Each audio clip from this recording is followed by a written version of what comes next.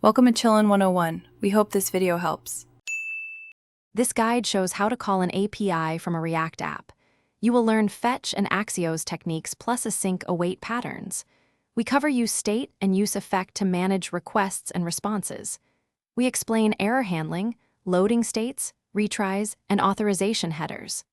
By the end, you will implement a working API call with real responses. Follow the examples to integrate Form 1099 style payloads or JSON request bodies for APIs.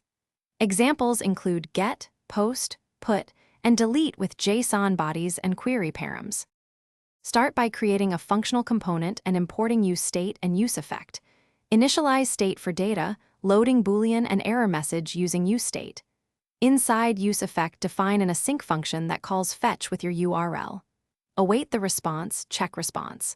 OK, then parse JSON and set data. Handle errors with try catch, set error state, and finally clear loading. Optionally, use Axios for automatic JSON parsing and easier headers configuration. Use abort controller to cancel fetch requests when components unmount or parameters change.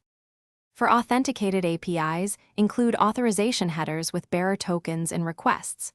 Store tokens securely, such as HTTP-only cookies or encrypted storage. Avoid local storage for sensitive tokens. Implement pagination by passing page and limit parameters in query strings. Debounce input and cancel previous requests to prevent race conditions in search. Test with 200 and 401 responses and mock APIs during development.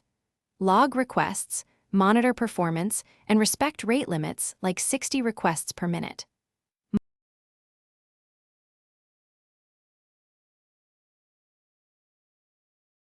Thanks for watching. Consider subscribing if we helped you.